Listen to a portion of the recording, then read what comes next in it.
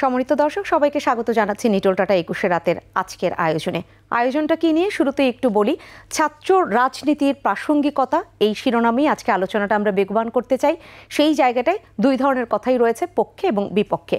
যারা ছাত্র রাজনীতি বাংলাদেশের বর্তমান প্রেক্ষাপটে অনেক বেশি দরকার সেটা মনে করেন, তারা বলে থাকেন যে ছাত্র রাজনীতির একটি সমৃদ্ধ ইতিহাস আছে।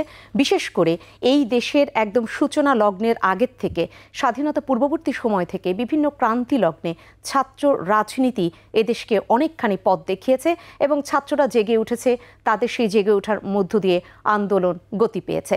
এই যেমন বলা হয়, সেই জায়গাটায় আরেকটি চমৎকারভাবে যুক্তি তারা তুলে ধরেন যারা পক্ষে। আবারও বলছি যে মানুষ তো রাজনৈতিক প্রাণী, তাকে রাজনৈতিকভাবে সচেতন হতে হবে। যদি ছাত্র অর্থাৎ তারা যখন ছাত্র জীবনে থাকে সেই অবস্থায় তারা যদি এই রাজনীতি সম্পর্কে অবগত না হন, তাহলে তারা সচেতন হতে পারবে না। পরবর্তীতে জাতীয় রাজনীতিতে তিনি যুক্ত হন বা নাই হন, কি হতে যাচ্ছে তিনি তেমন করে বুঝতে পারবেন না। এবং সেই জায়গাটায় আরও বলা হয় যে তিনি পরবর্তী সেই জাতীয় রাজনীতি না বুঝলে দেশ আসলে দিশেহারা হয়ে পড়বে। এটা বলে থাকেন যারা এই ছাত্র রাজনীতির পক্ষে কথা বলেন। আর যারা বিপক্ষে যুক্তি তুলে ধরেন তারা বলেন যে ছাত্র রাজনীতি আসলে অনেক বেশি বর্তমান সময়ে বিশৃঙ্খলা বয়ে আনছে, সন্ত্রাসের সৃষ্টি করছে এবং শিক্ষার্থীরা পড়াশোনাটাকে এক পাশে রেখে সেটাকে গুরুত্ব না দিয়ে বরঞ্চ জাতীয় রাজনীতিতে কিভাবে যুক্ত হতে পারবে, কিভাবে সেই দলবাজি করবে, নানান চিন্তা ভাবনা তাদের মাথায় চলে আসে। সেখান থেকে তারা সত্যিকার অর্থে যেইভাবে গড়ে উঠবার কথা সেটা না হয়ে তারা হয়তো পথভ্রষ্ট হয়। এটা বলে থাকেন যারা বিপক্ষে যুক্তিটা দিয়ে থাকেন। দুটাই তুলে ধরলাম। আরও কি কি যুক্তি আমরা খুঁজে পাবো আজকের এই আয়োজনে সেটা আমরা আলোচনা শুরু করলেই বুঝতে পারবো, আপনারা সেটা শুনতে পাবেন। এবং শুরুতেই বলে রাখছি, আজকে আলোচনার পুরোটা সময় জুড়ে আমি ফেরদৌস আহমেদ থাকছি আপনাদের সাথে। আরও যাদেরকে পেয়েছি শুরুতেই আলাপ করিয়ে দিই। আমাদের মাঝে আজ উপস্থিত হয়েছেন, ডান থেকে আমি আলাপ করিয়ে দিচ্ছি, অধ্যাপক ডক্টর রতন সিদ্দিকী, শিক্ষক, গবেষক ও নাট্যকার। মাঝে রয়েছেন আব্দুল হক, বিশিষ্ট ব্যবসায়ী। এবং সর্বডানে নিটোল টাটা ২১ রাতের স্টুডিওতে আজ উপস্থিত হয়েছেন রিয়াজ মাহমুদ, সভাপতি, ঢাকা মহানগর উত্তর ছাত্রলীগ। আপনাদের তিনজনকে স্বাগত জানাচ্ছি আজকের এই আয়োজনে। অধ্যাপক ডক্টর রতন সিদ্দিকী, আপনাকে এই আলোচনাটা শুরু করি। শুরুতেই জানতে চাইব, আপনি কি ছাত্র রাজনীতি যে বর্তমান সময় যে এই যদি বলি যে প্রয়োজনীয়তা কিংবা প্রয়োজন নেই, এই আলোচনার পক্ষে না বিপক্ষে, সেখান থেকে আপনার যুক্তি আপনি তুলে ধরুন। ধন্যবাদ। আমি একবারে শুরুতেই বলি যে ছাত্র রাজনীতির প্রয়োজনীয়তা আছে কি নেই, এই বিতর্কটি তোলাই ভারী অন্যায়। কারণ আমাদের যে সুদীর্ঘ ইতিহাস, সেই ইতিহাসের সাথে ছাত্র রাজনীতি জড়িয়ে আছে। আপনি ধরুন না কেন, এই আমরা যারা বাঙালি আছি, আমরা তিনজন আছি, আপনি আছেন এবং আমাদের দর্শক শ্রোতা সকলেই বাঙালি। এই বাঙালির প্রথম শিক্ষা প্রতিষ্ঠান কোনটি? হিন্দু কলেজ, 1817 খ্রিস্টাব্দে।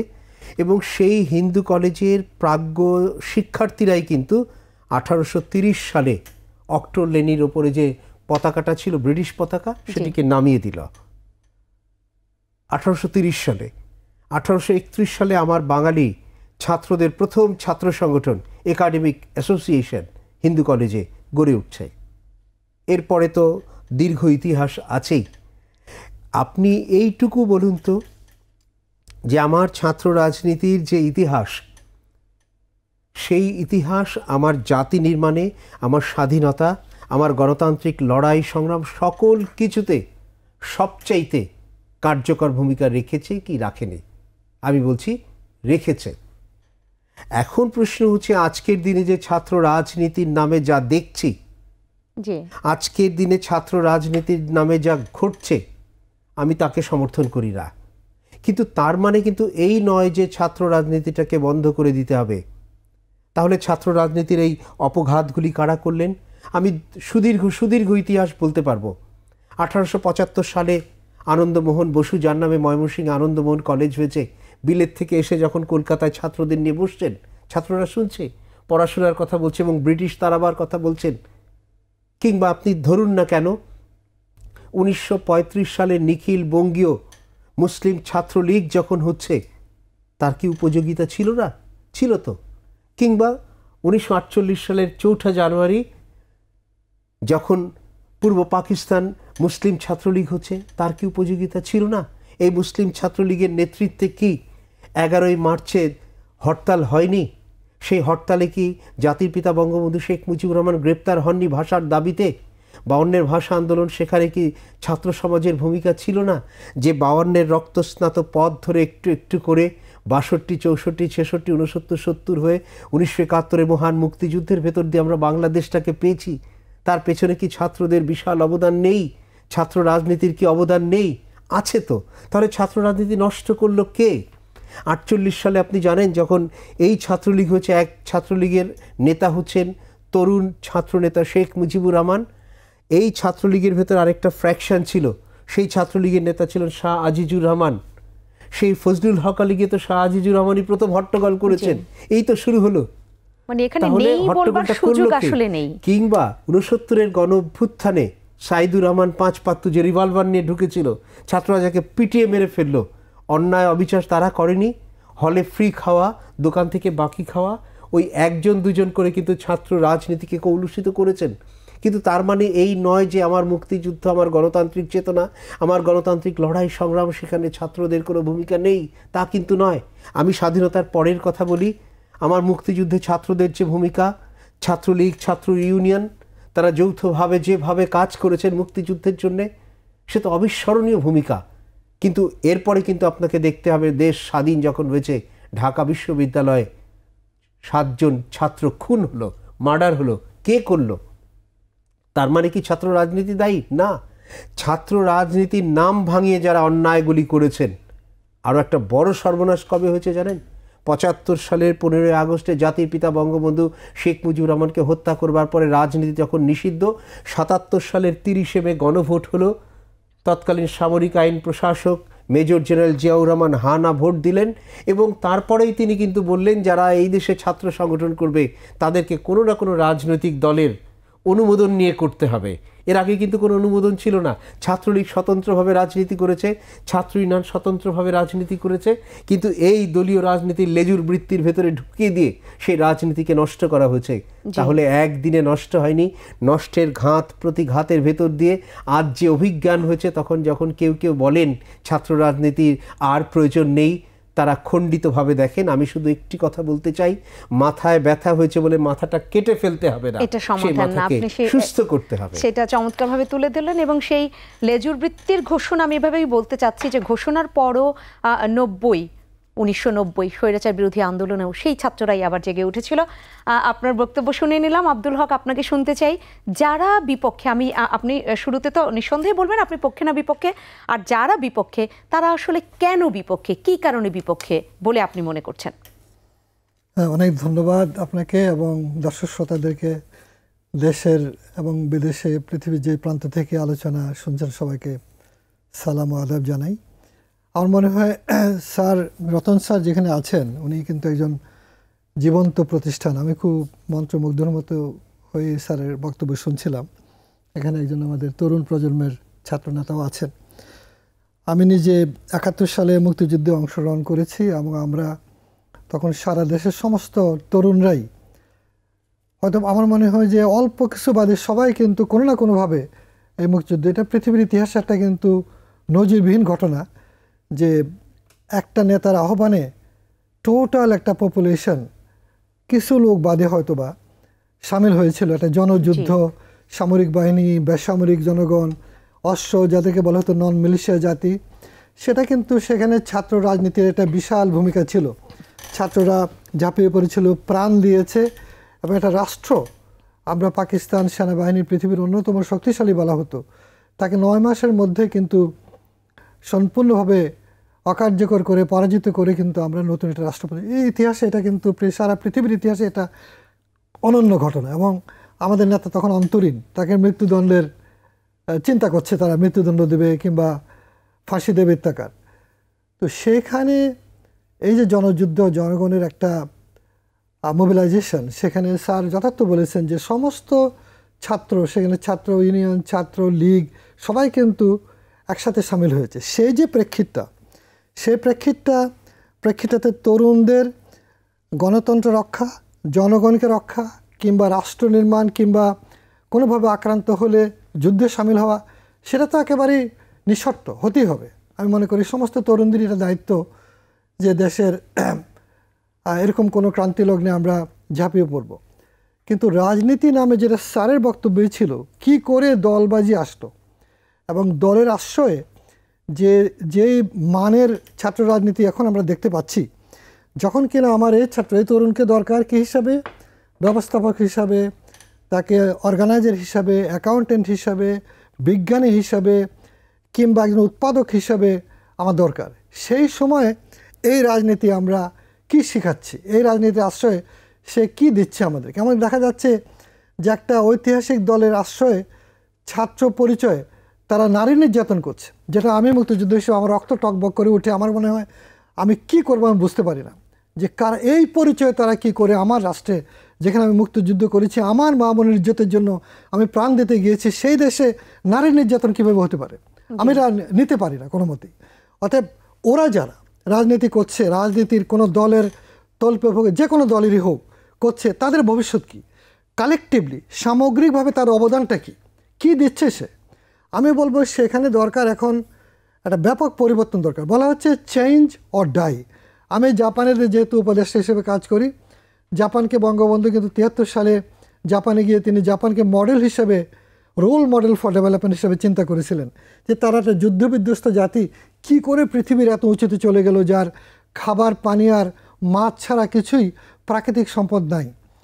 আমার মনে হয় আমি নীরবে এসে কাজটা করেছি এবং আজকে জাপানিদের উপস্থিতি বাংলাদেশে, তাদের কাছ থেকে শিক্ষা, তাদের জ্ঞান গরিমা, তারা যে জাতি গঠন করছে, প্রতিটা শিশু প্রতিটা ছাত্রের জন্য তারা কিন্তু তাকে মনে করে যে সে আমার নাগরিক, তার জন্য ইনভেস্টমেন্ট করে। একেবারে জন্মের সময় যদি কেউ এমনকি প্রতিবন্ধী হয়, সেটাও কিন্তু রাষ্ট্র এসে বলে যে তোমার চিন্তার কোনো কারণ নাই, এটা আমাদের লায়াবিলিটি, তোমাকে বেতন ভাতা সবই পাবে, আমরা দেখব। এইভাবে যে জাতি গঠন আমি দেখেছি, সেরকম জাতিরই কল্পনা করি।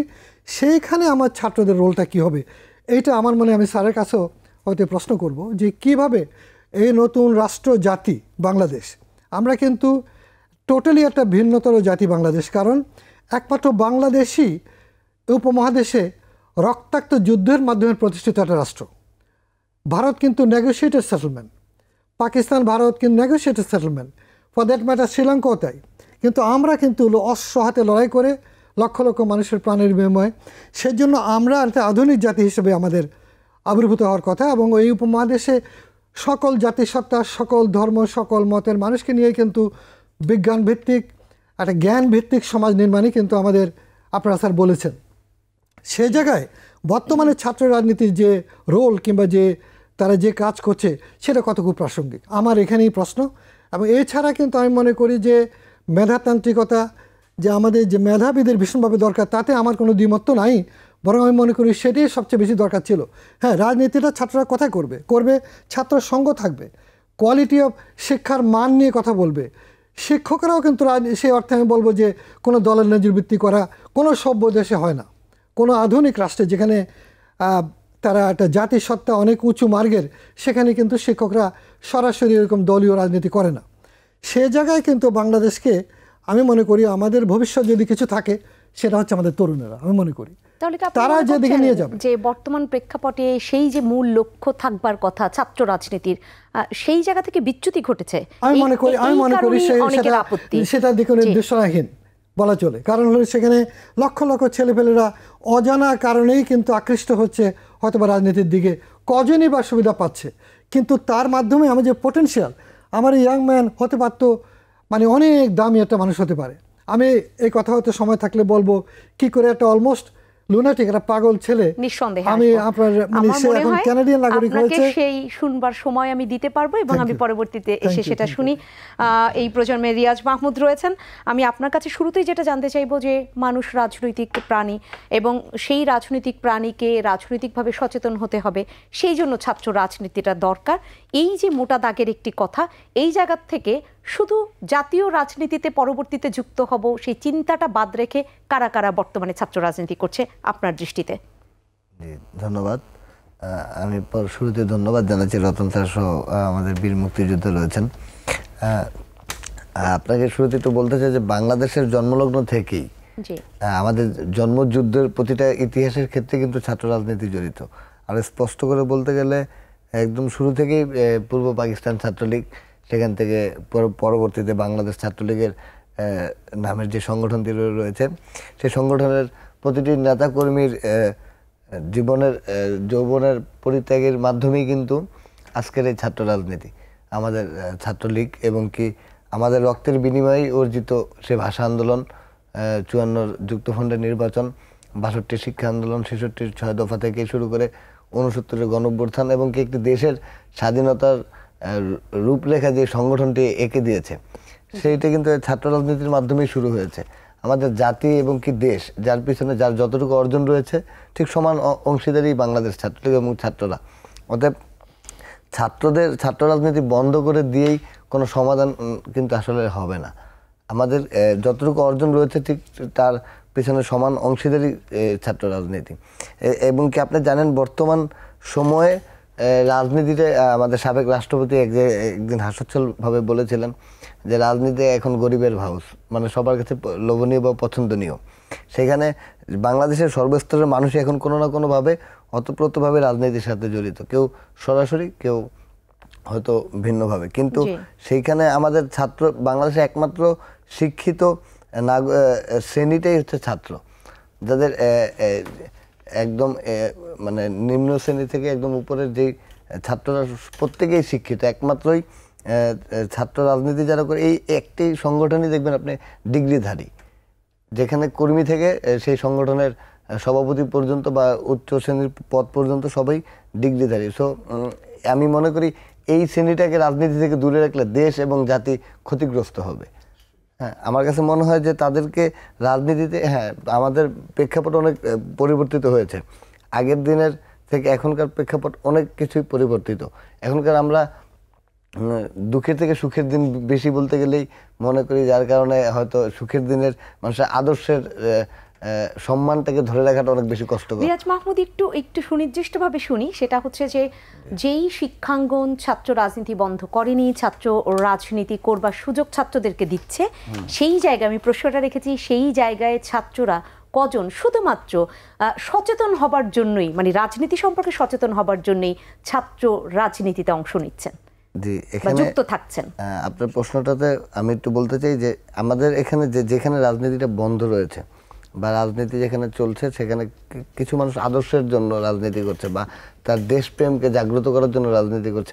আসলে আপনি দেখবেন যে কিছুটা জায়গায় প্রত্যেকের সমান অংশীদারিত্ব থাকে না, বা প্রত্যেকেই সমান আদর্শের জন্য একসাথে চলে না।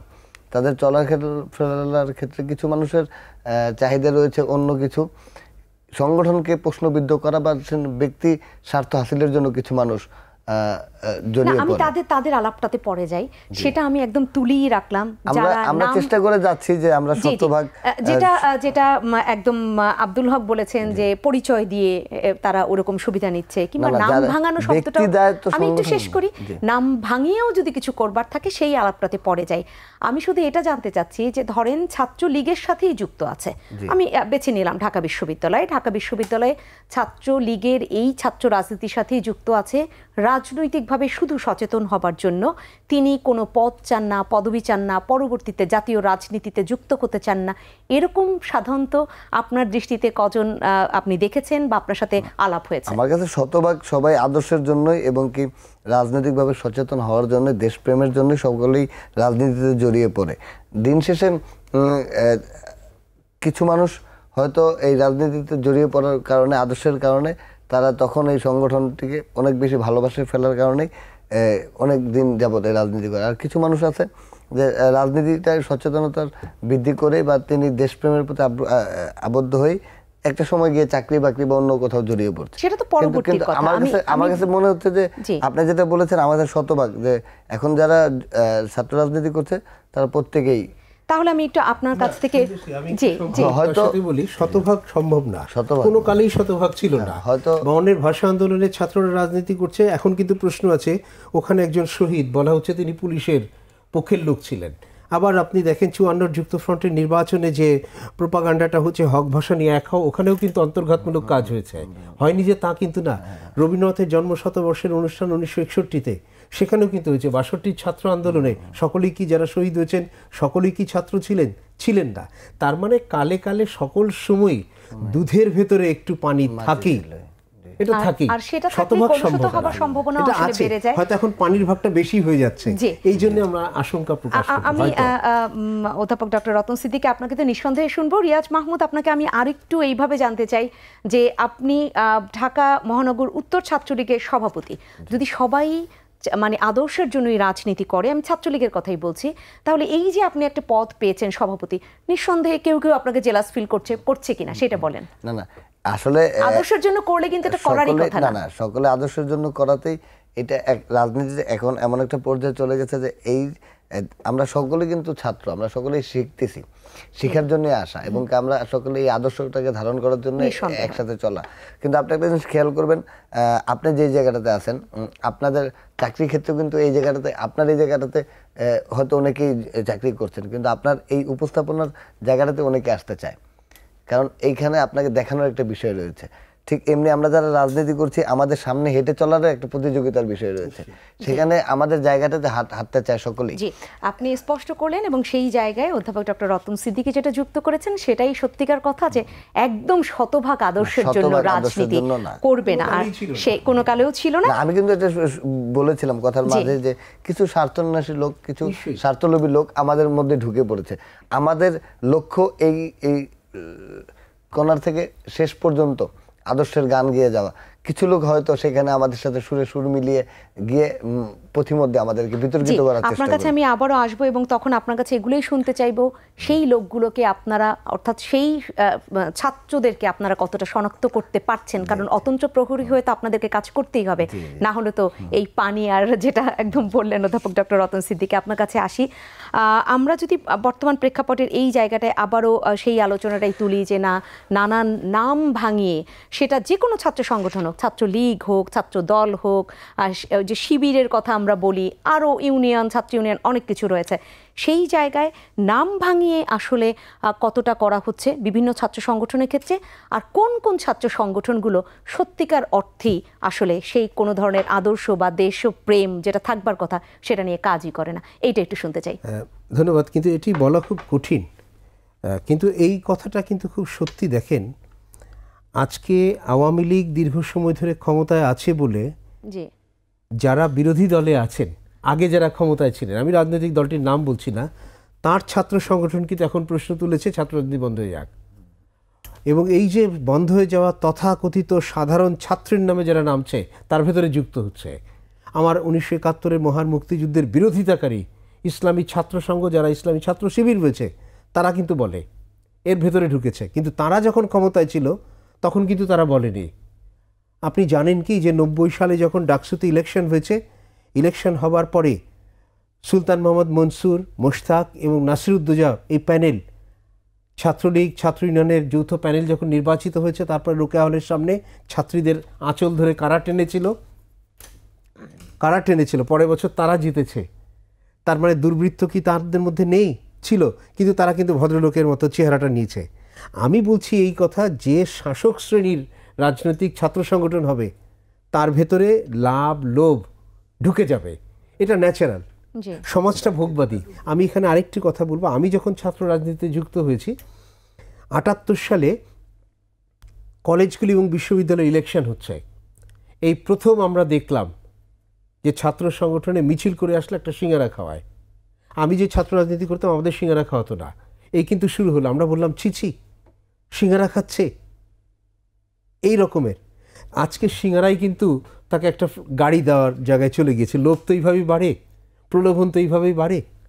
কিংবা আমি আরও একটা নাম বলি, নাম বলা উচিত না, আজকে তিনি বিভ্রান্ত রাজনীতিবিদ, কিন্তু একসময় ডাকসুর ভিপি ছিলেন আমার ছাত্র সংগঠনের অন্য সংগঠন থেকে।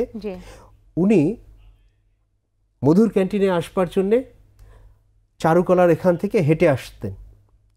একদিন কোনো কারণে বেবি ট্যাক্সি ছিল তখন, ওই যেরকম টান দিয়ে কালো একটা ছিল, বেবি ট্যাক্সিতে এসেছেন, কিন্তু মধুর ক্যান্টিন পর্যন্ত নামেননি। কারণটা হচ্ছে তাহলে বলবে যে ও ভিপি হয়ে এত বড় লোক হয়ে গিয়েছে। এই জন্যে জাদুঘরের সামনে উনি নেমেছেন, নেমে হেঁটে এসেছেন, পারেননি কিন্তু উনি। কিন্তু আজকে ছাত্র নেতা কিন্তু কিছুদিন আগে ছিল মোটরসাইকেল, এখন গাড়ি নিয়ে ঢোকে। তাহলে প্রলোভন, লোভ, লালসা পুঁজিবাদী সমাজে তো বাড়ছে, এইভাবেই আস্তে আস্তে নষ্ট হচ্ছে। আমি রাশেদ খান মেননের কথা বলি। রাশেদ খান মেনন যখন ছাত্র নেতা, ওনার বাবা তখন সর্ব পাকিস্তানের ভারপ্রাপ্ত প্রেসিডেন্ট রাশেদ খান মেনন তার ছেলে গাড়ি দিয়ে আসতে পারতো, না এসে উনি রিকশায় করে এসেছেন। মধুর ক্যান্টিনের সামনে এসে রামেন্দু মজুমদার আছেন, এই যে আমাদের নাট্যজন, তাকে বলছেন, রামেন্দু আমার কাছে তো রিক্সা ভাড়া নেই, তুমি ওকে চারানা দাও না। রামেন্দু মজুমদার চারানা দিয়েছেন, রিক্সা ভাড়া দিয়েছেন। সেই ছাত্রনেতা আজকে বিশাল একটা দামি গাড়িতে চড়ছেন। এটা কিন্তু কালে কালে একটু একটু করে করে নষ্ট করা হয়েছে, প্রলোভিত করা হয়েছে, প্রণোদিত করা হয়েছে, উৎসাহিত করা হয়েছে এবং লোভাতুর করা হয়েছে। এই জন্য আমি অবশ্যই বলবো ৭৫ পরবর্তী যে রাজনৈতিক দলগুলি ক্ষমতায় ছিলেন তারা নষ্ট করেছেন, এটি ইতিহাস। আইয়ুব খান নষ্ট করেছিলেন, এনএসএফ আইয়ুব খান করেছিলেন, খাজা নাজিমুদ্দিন করেছিলেন, নুরুল আমিন করেছিলেন। তারা এনএসএফ করে সন্ত্রাস করেননি ঢাকা বিশ্ববিদ্যালয়ে, পাকিস্তান আমলে তারা করেছেন। আর ৭৫ পরবর্তী সময়ে যারা রাষ্ট্র ক্ষমতায় এসেছেন ছাত্র রাজনীতিকে তারা কলুষিত করেছেন, নষ্ট করেছেন। কলুষিত হয়েছে বা নষ্ট হয়েছে বলছেন, সেটা কি কারণে কিভাবে হয়েছে আপনি সেই প্রেক্ষাপট তুলে ধরলেন। কিন্তু আমি আপনার কাছে যেই অংশটুকু জানতে চেয়েছিলাম, আমি পরবর্তীতে আবারও আসবো, সেটা হচ্ছে যেই ছাত্র সংগঠনের মধ্যে এরকম যেটা আপনি বলছেন লোভ লালসা, বা রিয়াজ মাহমুদও বলছিলেন যেরকম থাকবি, তাদেরকে তো চিহ্নিত করার দায়িত্ব রিয়াজ মাহমুদদেরকেই নিতে হবে, সেটা না হয় চিহ্নিত করা গেল। কিন্তু যেই সংগঠন সাংগঠনিকভাবেই দেশপ্রেম নাই বা দেশ বিরোধী আচরণ করে, তাদের ব্যাপারে এই দেশে কি সিদ্ধান্ত হওয়া দরকার, সেই আলাপ নিয়ে অবশ্যই রাষ্ট্রের সিদ্ধান্ত নেওয়া দরকার। আমার বিরতির সময় হয়েছে, আমি বিরতি নিয়ে ফিরি। সম্মানিত দর্শক, নিটোল টাটা ২১ রাতে সময় হলো একটা ছোট্ট বিরতির, এবং বিরতি শেষে আজকে যে আমরা ছাত্র রাজনীতির প্রাসঙ্গিকতা নিয়ে কথা বলছি, বর্তমান প্রেক্ষাপটে কতটা দরকার বা দরকার না, যারা দরকার না বলছেন তারা কোন যুক্তিতে বলছেন, সেই আলাপগুলো নিয়ে ফিরবো, সাথেই থাকবেন।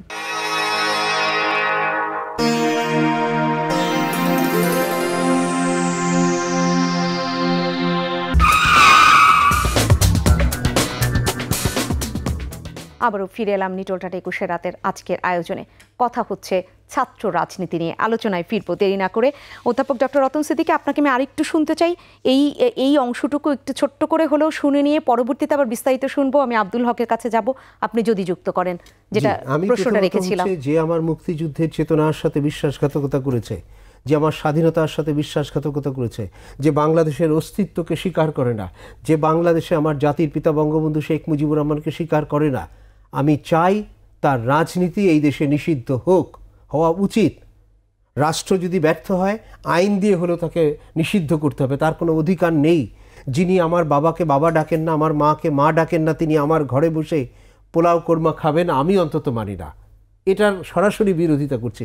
আর দ্বিতীয়, আমি একটা প্রশ্ন তুলতে চাই, যারা ছাত্র রাজনীতি বন্ধ করতে চান, বলেন ছাত্র রাজনীতি নষ্ট হয়েছে, এটা হয়েছে, তাহলে বাংলাদেশের যে অফিস পলিটিক্স আছে সেখানে কি নষ্টামি নেই?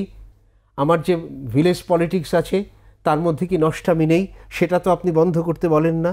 আপনি তো অফিস পলিটিক্স বন্ধ করতে বলেন না। আপনি তো ট্রেড ইউনিয়ন বন্ধ করতে বলেন না। আপনি তো বলেন না গাবতলীর বাস স্ট্যান্ডে বাস শ্রমিক ড্রাইভারদের যে নৈরাজ্য তাকে বন্ধ করতে হবে, আপনি তো তা বলেন না। যত পেয়েছেন আপনি ছাত্রের ওপরে চাপিয়ে দেবেন, অথচ এই ছাত্রের বুকের রক্তের ভেতর দিয়ে আজকের এই ৫৫,১২৬ বর্গ মাইলের বাংলাদেশ হয়েছে, তার রক্তের উপরে আপনি দাঁড়িয়ে সেই রক্তের বিরোধিতা করবেন? আমি অন্তত মানি না। আপনি মানেন না। আব্দুল হক, আপনার কাছে আসি। বিরোধীরা আরও একটি কথা বলেন, সেই জায়গায় আপনাকে শুনতে চাই। সেটা হচ্ছে যে বর্তমান ছাত্র রাজনীতি এবং সেই ছাত্র রাজনৈতিক বিভিন্ন যে সংগঠনগুলো, সেই সংগঠনের সাথে যারা যুক্ত রয়েছেন যে ছাত্ররা, তারা একজন শুধু অপরজন অর্থাৎ অপোজিশনের যে বিভিন্ন বিষয়গুলো সেগুলো নিয়ে বিক্ষোভ করে, সেগুলোর ব্যাপারে আন্দোলন গড়ে তোলে, কিন্তু একদম জাতীয় স্বার্থে যে আন্দোলনগুলো করবার কথা, যেখানে একাট্টা হয়ে তাদেরকে সেই আন্দোলনটা বেগবান করবার কথা, বিক্ষোভ করবার কথা, সেইটা তারা কেন জানি গড়ে তোলেন না, যেটা আমরা স্বাধীনতা পূর্ববর্তী সময় পেয়েছি। সেই জায়গাটা আপনি কি বলবেন? অনেক ধন্যবাদ আপনাকে। অ্যাকচুয়ালি স্যারের বক্তব্যের মধ্যে কিন্তু সবগুলো জিনিসই ছিল। তিনি কিন্তু নিজেই বলেছেন যে পরিবহন শ্রমিকদের যে নৈরাজ্যের কথা বলেছেন, আমি একেবারে সর্বান্তকরণে সমর্থন করি যে এই ধরনের যত অপর রাজনীতি আছে, যে বিভিন্ন ফোরামের নাম দিয়ে, তারা কিন্তু আলটিমেটলি জনস্বার্থ বিরোধী, সেই অর্থে রাষ্ট্রবিরোধী। কারণ একটা জাতি যদি আপনি সামগ্রিকভাবে দেখেন, আজকে বাংলাদেশ একটা জাতি রাষ্ট্র, সেই হিসাবে আমাদের এই যে তরুণ, এই তরুণ কিন্তু আমাদের জন্য একটা অত্যন্ত মূল্যবান একটা প্রাণী, জীবন। তার জীবন তাকে মানে একটা পর্যায়ে পৌঁছে দেওয়া, সহায়তা করা, এটা কিন্তু রাষ্ট্রের দায়িত্ব। একইভাবে গ্রামেগঞ্জে আজকে যে কোটি মানুষ বিদেশে আপনাকে ফরেন এক্সচেঞ্জ পাঠাচ্ছে, তাদেরও কিন্তু আমাদের অ্যাকচুয়ালি সহায়তা করা আমাদের জাতীয় দায়িত্ব। কিন্তু সেই অর্থে আমরা বলবো যে আজকে যে পরিবর্তিত পরিস্থিতি, যেটা একটু আগে কিন্তু আমাদের তরুণ নেতা বলেছেন কথাটা, যে প্রেক্ষিত পরিবর্তিত হয়েছে। আজকে স্বাধীনতা হয়েছে প্রায় অর্ধ শতাব্দী বছর পার হয়ে গেল। সেই সময় আপনি কীরকম তরুণ চাচ্ছেন, বিশ্ববাজারে কি অবস্থা, আমরা কি সাপ্লাই দিচ্ছি, আমাদের শিক্ষার মান কোথায়, এবং আমরা কি তাদেরকে সেভাবে উজ্জীবিত করছি কিনা, যে তুমি কোন দিকে যাবা, তুমি কি স্কিলের দিকে যাবা, তুমি কি বিশেষজ্ঞ হবে নাকি তুমি ব্যবসায়ী হবে, এইটা হবে মূল ফোকাস হওয়া দরকার। রাষ্ট্রের দলবাজি করে দলের কাছাকাছি থেকে সুবিধা নেওয়া, এটা হচ্ছে কি আমরা কিন্তু অনুৎপাদক একটা শ্রেণী গড়ে তুলছি, যারা কিন্তু গাড়ি বাড়ি কিংবা ব্যাংকের মালিক হয়ে যাচ্ছে। তাহলে উদ্যোক্তা হতে কেউ চাইবে না, কষ্ট করতে কেউ চাইবে না। মেরিটোক্রেসির দিকে যারা যাচ্ছে তারা কিন্তু আলটিমেটলি বিদেশে চলে যাচ্ছে। তাহলে কি আমরা সবটা শহর চলে যাবে, খালি ঘোল নিয়ে থাকবো, ঘোল নিয়ে আপনি জাতি তৈরি করবেন, সেটা আপনি পারবেন না।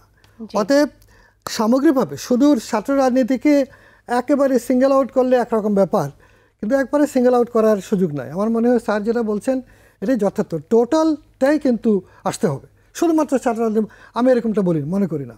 আমি মনে করি একটা জাপানিরা বলে চেঞ্জ অর ডাই, পরিবর্তনের সাথে যদি আপনি নিজেকে খাপ খাইতে না পারেন, আপনি কিন্তু মৃত্যু অবিসম্ভাবী, আপনি টিকতে পারবেন না দুনিয়াতে কোনোভাবেই।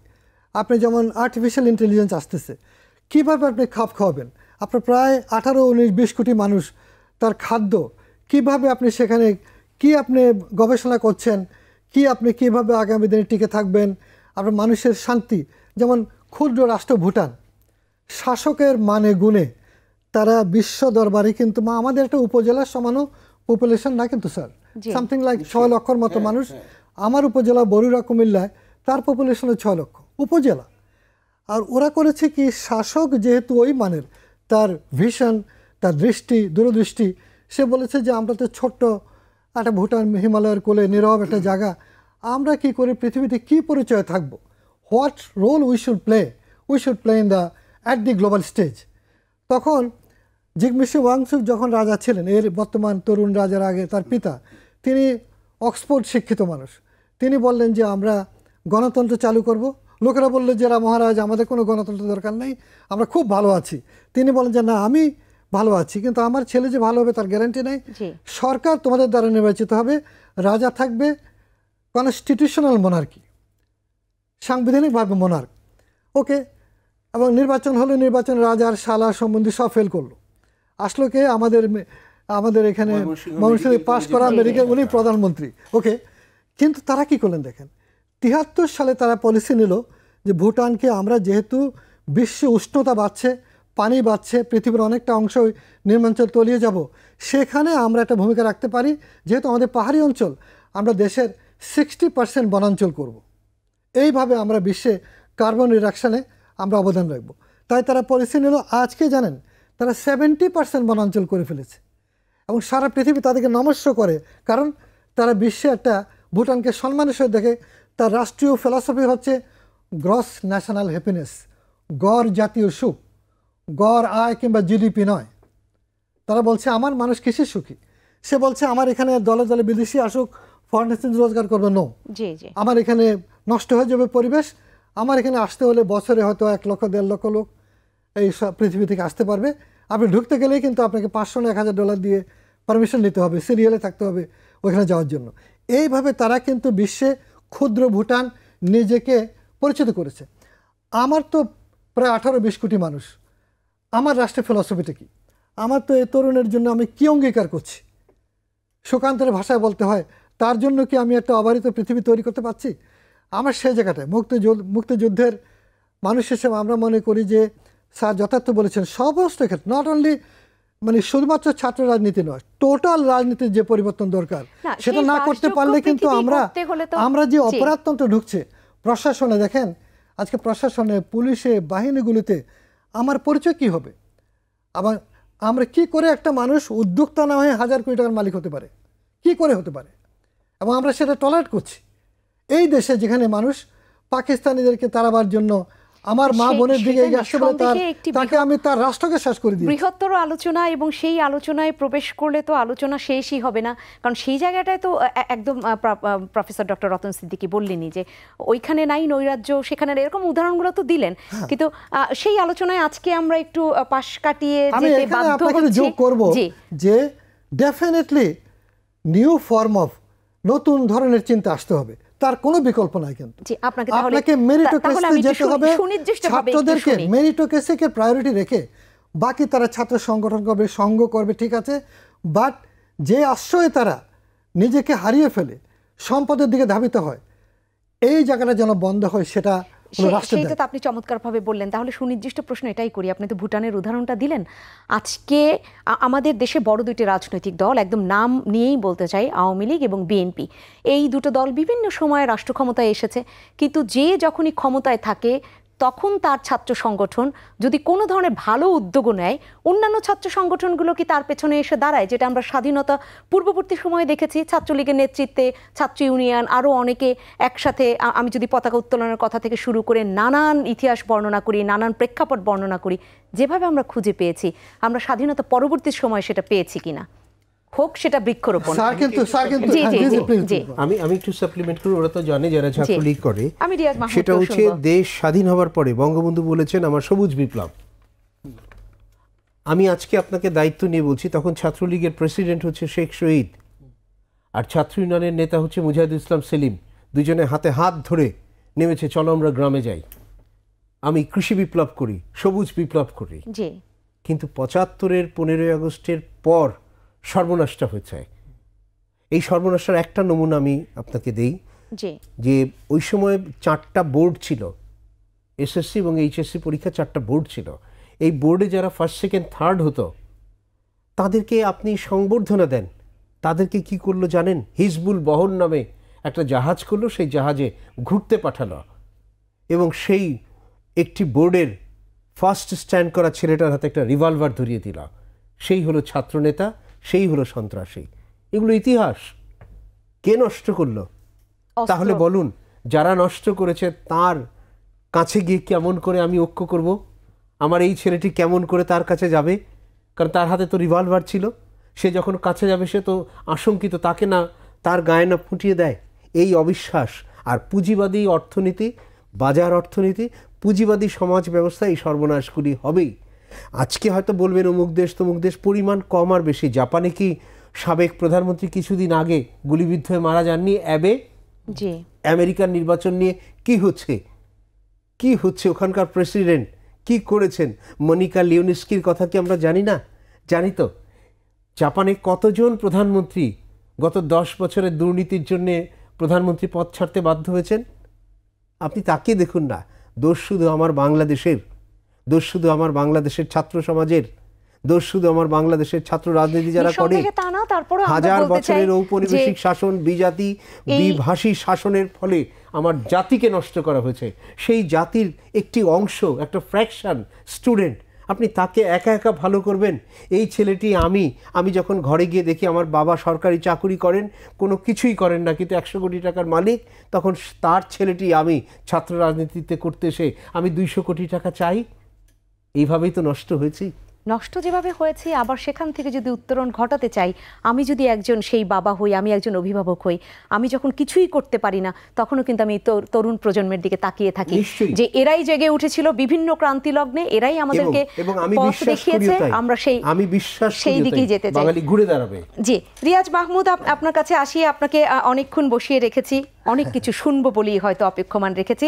সেটা হচ্ছে, প্রথমেই আপনার কাছে আমি যে প্রশ্নটা রেখে গিয়েছিলাম, যদি এমন দলে, যেটা চমৎকারভাবে অধ্যাপক ডক্টর রতন সিদ্দিকী বলে দিয়েছেন, যে যদি সেরকম একটি আর্মস থাকে, তাহলে তার সাথে আসলে গিয়ে কিভাবে আমরা যুক্ত হব।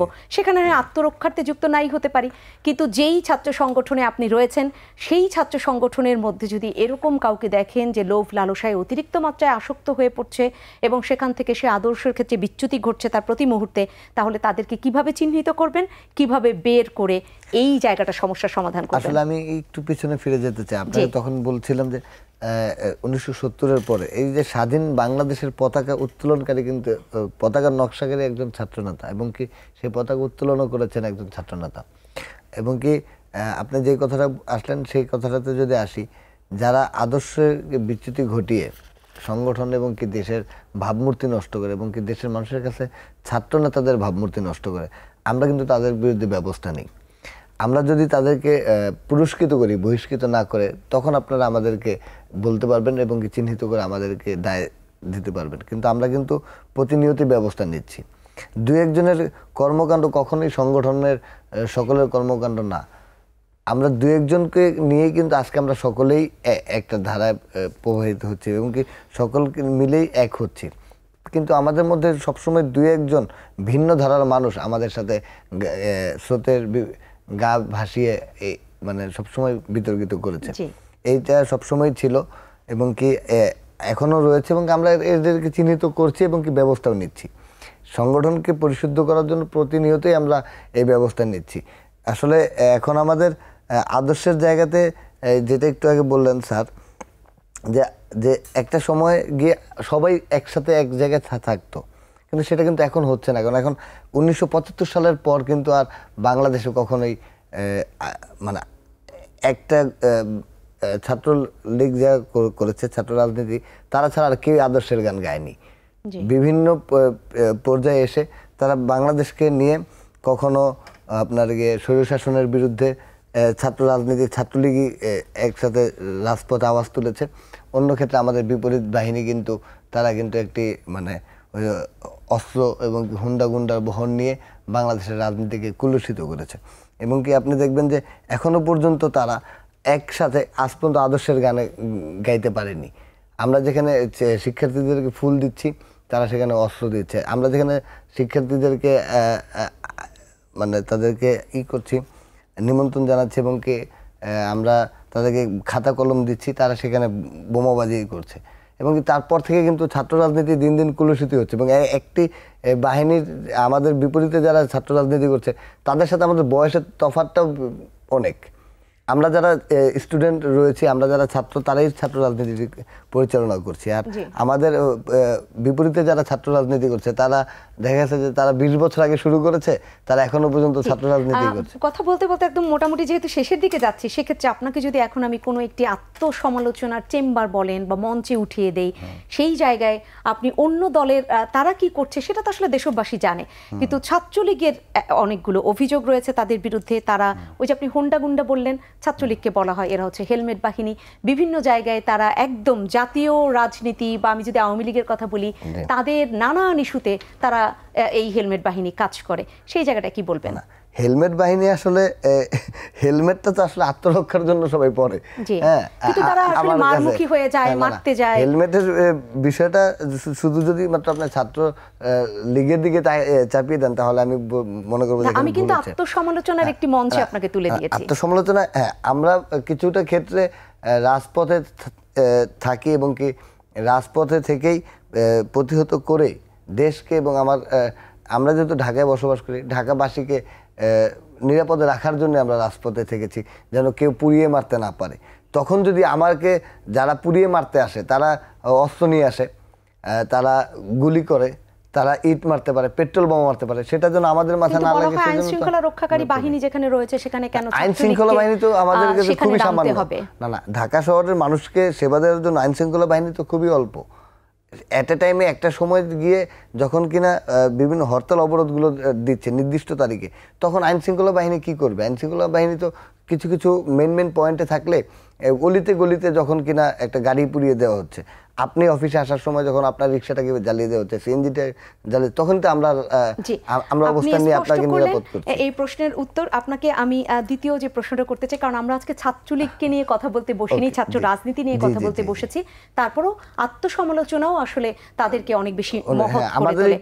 আমি যদি আপনার সেই পতাকা উত্তোলন, পতাকার নকশা আপনি বললেন, তারাও ছাত্র রাজনীতির সাথে যুক্ত ছাত্রই ছিল, সেই রকম যারা ছিলেন স্বাধীনতা পূর্ববর্তী সময়ে, পরবর্তীতে দেখা গেল যে তারা জাতীয় রাজনীতিতে অন্যভাবে স্বাধীনতা উত্তর সময়ে অন্য কোনো দলে গিয়েছে বা নানান কোনো সেই স্বার্থের দ্বন্দ্বে তারা হয়তো বিভক্ত হয়েছে। কিন্তু যখন আমি যদি ভুল না করি সেই শিবনারায়ণ বলেন বা এরকম যারা নকশা করেছেন, যারা পতাকা উত্তোলন করেছেন থেকে শুরু করে নানানভাবে সেই সময় ছাত্র রাজনীতির সাথে বা ছাত্র আন্দোলনে মুখ্য ভূমিকা পালন করেছেন, তাদেরকে এখন আপনারা স্মরণ করেন কিনা তাদের জন্মদিবস কিংবা মৃত্যু বার্ষিকীতে? না, অবশ্যই তাদেরকে আমরা স্মরণ করি এবং কি আমরা যখন কিনা আলাপ আলোচনা করি আমাদের কেন্দ্রীয় অফিসে, তখন তাদের পরবর্তী কর্মকাণ্ড চিন্তা করে করেন নাকি তাদের সেই ছাত্র? আমরা তাদেরকে নিয়ে আলোচনা করি এবং কি তাদের জীবনী সম্পর্কে জানার চেষ্টা করি এবং কি তাদেরকে নিয়েও আমরা বিভিন্ন সময় কর্মসূচি পালন করি এবং কি আমরা আসলে আমাদের অনেকটাই কিন্তু পরিবর্তিত হয়েছে। এই যে স্যারদের সময় ছাত্র রাজনীতি আর এখনকার শেষ করতে হবে, আমরা চেষ্টা করে যাচ্ছি এবং কি আমরা বরাবরই আদর্শের গান গেয়ে চলি। সংক্ষেপে হলো আপনার চমৎকার স্পষ্ট কিছু জবাব পেলাম, অর্থাৎ তাদের সেই নন্দিত যে সময়টা সেটাকে নিঃসন্দেহে আপনারা স্মরণ করেন, তাদের জীবনীয় সেই পড়ে দেখবার বা তাদের সেই জায়গাটা তাদের ভালো কর্মকে ফলো করবার সেই কাজটা আপনারা করে থাকেন। পরবর্তীতে তারা নিন্দিত হতেই পারেন নানানভাবে। আমি অধ্যাপক ডক্টর রতন সিদ্দিকী শেষ করব, আপনাকে একদম 30 সেকেন্ড শুনে নিয়ে উত্তরণের পথটা কোথায় এই যে কলুষিত হওয়া? উত্তরণের পথটা হচ্ছে, প্রথম এবং প্রধান পথ হচ্ছে সমাজ ভাবনাটাকে বদলাতে হবে। দ্বিতীয়ত হচ্ছে সরকারকে দায়িত্ব নিতে হবে। আর আমি বিশেষ করে আরেকটি শ্রেণীর কথা বলবো, সেটি হচ্ছে শিক্ষক সমাজ, তাদেরকেও দায়িত্ব নিতে হবে। শিক্ষক সমাজও কলুষিত হয়েছেন। একসময় একজন শিক্ষকের কাছে একজন ছাত্রনেতা কোন বিভাগে পড়েন সেই পরিচয় দিয়ে কথা বলতেন, এখন এসে বলে আমি অমুক সংগঠনের অমুক। কেন হয়েছে? শিক্ষকের সামনে কেন উদ্ধত হয়েছে? কারণ শিক্ষক একটি বিশ্ববিদ্যালয়ের উপাচার্য হবার জন্যে বা একটি কলেজের অধ্যক্ষ হবার জন্য ছাত্রনেতাকে ব্যবহার করেছেন। ধীরে ধীরে শিক্ষকও তার মর্যাদা হারিয়েছেন। তাহলে সমাজ বদলাতে হবে প্রথম এবং প্রধানত। দ্বিতীয়ত হচ্ছে সরকারকে দায়িত্ব নিতে হবে। শিক্ষক সমাজ যারা ছাত্র সমাজের চালিকা শক্তি হবার কথা, তাদেরকে সেই অসংখ্য ধন্যবাদ। আজকের চমৎকার কিছু আলাপ আপনারা এখানে তুলে ধরলেন। অসংখ্য ধন্যবাদ জানাচ্ছি অধ্যাপক ডক্টর রতন সিদ্দিকী আপনাকে, অসংখ্য ধন্যবাদ জানাচ্ছি আব্দুল হক আপনাকে, এবং সেই সাথে রিয়াজ মাহমুদ আপনাকেও অসংখ্য ধন্যবাদ। সম্মানিত দর্শক, আপনাদেরকেও সেই অসংখ্য ধন্যবাদটাই জানাতে চাই। এবং আজকের এই যে আলাপ, সেখান থেকে একটি বার্তা খুব সুস্পষ্টভাবে মিলেছে যে মাথা ব্যথা হলে মাথা কেটে ফেলা যেমন সমাধান না, সেরকম ছাত্র রাজনীতি নানানভাবে কলুষিত হলেই সেই ছাত্র রাজনীতি শিক্ষাঙ্গনে বন্ধ করে দেওয়াটাই কোনো সমাধান না। কারণ হচ্ছে ছাত্র রাজনীতির যেমন গৌরবান্বিত ইতিহাস আছে, আমাদের ক্রান্তিলগ্নে তাদের প্রয়োজনীয়তা আমরা নানানভাবে অনুভব করেছি, আমাদেরকে তারা উত্তরণের পথ দেখিয়েছে। সেরকম মানুষকে, সেই রাজনৈতিক মানুষকে রাজনৈতিকভাবে সচেতন থাকতে হলেই ছাত্র রাজনীতি দরকার। কারণ তরুণ বয়স থেকে তারা সচেতন হবে, তারাই নানান ক্রান্তি লগ্নে এই দেশের হয়ে কথা বলবে, দেশপ্রেম জাগ্রত করবে। আমাদের দেশে ছাত্র রাজনীতির যে কলুষিত যে বাক্যগুলো রয়েছে বা যে কারণে কলুষিত করা হয়েছে বা যেখান থেকে এই ছাত্র রাজনীতিকে নানানভাবে আমরা আঙুল তুলি, সেই জায়গা থেকে উত্তরণ ঘটুক, ছাত্র রাজনীতি সত্যিকার অর্থে আবার গৌরবের জায়গায় ফিরে আসুক, সেই প্রত্যাশায় শেষ করছি আজকের আয়োজন। সবাই ভালো থাকবেন, শুভরাত্রি।